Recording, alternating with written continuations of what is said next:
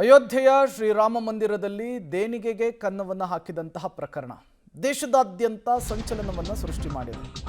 ಇದೇ ಮಾದರಿಯಲ್ಲಿಯೇ ಬೆಂಗಳೂರಿನಲ್ಲೂ ಕೂಡ ಹುಂಡಿ ಕಳ್ಳತನವಾಯ್ತಾ ಅನ್ನುವಂತಹ ಅನುಮಾನ.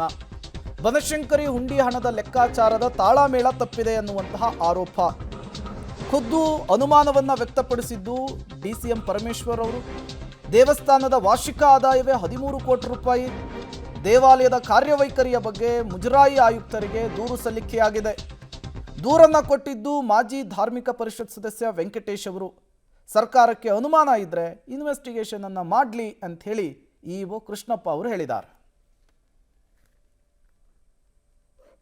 ಈ ದೇವಾಲಯಗಳಲ್ಲಿ, ಅದರಲ್ಲೂ ಎ ಗ್ರೇಡ್ ದೇವಾಲಯಗಳಲ್ಲಿ ಸಾಕಷ್ಟು ಅವ್ಯವಸ್ಥೆಗಳನ್ನು ನಡೀತಾ ಇದೆ.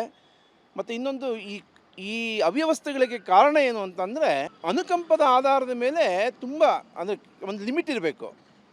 ಬಹುಮಂದಿ ಅಧಿಕಾರಿಗಳು SSLC pass fail, PUC pass ಫೈಲ್ನವರೇ ಇರುವಂಥದ್ದು.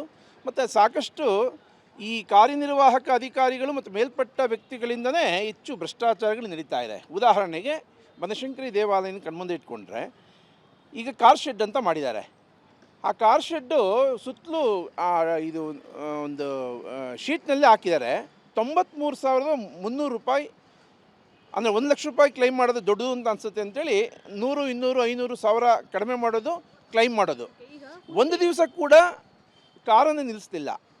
ಉಂಡಿ ಎಣಿಕೆಗೆ ಸಂಬಂಧಪಟ್ಟ ಹಾಗೆ ಯೋಚನೆ ಮಾಡಿದಾಗ, ಉಂಡಿ ಎಣಿಕೆ ಸಮಯದಲ್ಲಿ ಈ ಚಿನ್ನ ಮತ್ತು ಬೇರೆ ಬೇರೆ ಬೆಳ್ಳಿ ಈ ಥರದ್ದೆಲ್ಲ ಸಿಕ್ಕಿದಾಗ ನಕಲಿ ಚಿನ್ನ ಅಂತೇಳಿ ಸಪ್ರೇಟಾಗಿ ಇರ್ತಾರೆ. ಅದನ್ನು ತೂಕನೇ ಹಾಕೋದಿಲ್ಲ.